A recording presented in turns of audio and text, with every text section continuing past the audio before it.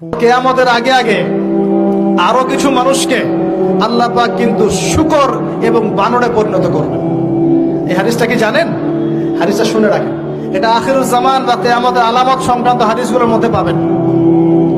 আল্লাহর রাসূল সাল্লাল্লাহু আলাইহি ওয়াসাল্লাম বলেছেন, কিয়ামতের আগে আগে আমার উম্মতের মধ্যে, ভালো করে শোনেন, কিয়ামতের আগে আগে আমার উম্মতের মধ্যে একদল মানুষ বের হবে যারা মদ পানকে হালাল মনে করবে। কাকে? মদ পান করাকে হালাল মনে করবে। যারা বাদ্যযন্ত্র, গায়িকা, নায়িকা এগুলো নিয়ে নর্তকী নাচাবে রাতের বেলা, এগুলোকে হালাল মনে করবে।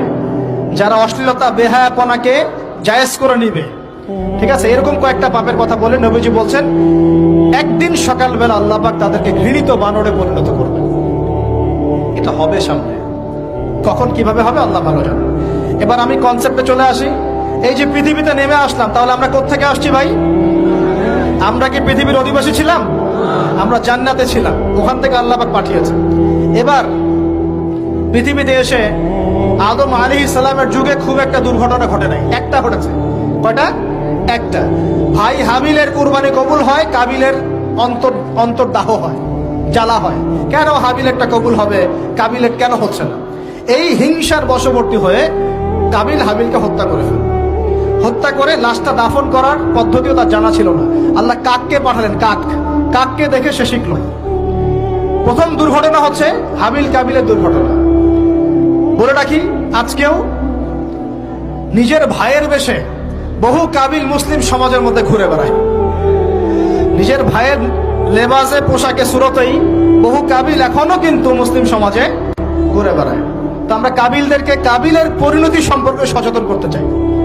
হাবিল বলেছিল, তুমি যদি আমাকে মারতে আসো, আমি তোমাকে মারার জন্য হাত বাড়াবো না। হাবিল জান্নাতে যাবে আর কাবিল জাহান্নামে যাবে। কেন কাবিল জাহান্নামে যাবে? নবীজি বলেছেন, পৃথিবীর প্রথম হত্যাকাণ্ড সংগঠিত করেছে কাবিল। এ কারণে পৃথিবীতে যত খুন হবে, সমস্ত খুনের পাপের একটা অংশ কাবিলের আমল নামায় যোগ করা হবে। বলেন নাউজুবিল্লাহ। একটা কথা মনে রাখবেন, সদকায়ে জারিয়া যেমন আছে, গুনাহে জারিয়াও আছে। একটা মদের দোকান দিয়েছেন, যত মানুষ মদ খাচ্ছে, সমস্ত গুনার একটা অংশ আপনার কাঁধে আসছে। সিনেমা হল করেছেন, মানুষ সারাদিন নেকড়া ছবি দেখে, নগ্ন ছবি দেখে, যত মানুষ এখানে পাপ করবে, সমস্ত পাপের একটা অংশ আপনার কাঁধে যাবে। আবার একটা মাদ্রাসা করেছেন, যত মানুষ এখানে দ্বীনি ইলম শিখবে, এই নেকির একটা অংশ আপনি পাবেন ইনশাআল্লাহ। মরে গেলেও কবরে পাবেন ইনশাআল্লাহ। আল্লাহ পাক আমাদের সবাইকে সদকায়ে জারিয়া করার তৌফিক দেন, গুনাহে জারিয়া থেকে বাঁচিয়ে রাখুন। খুব খেয়াল রাখবেন, আল্লাহ পাক আমাদের হেফাজত করুন বলি আমিন।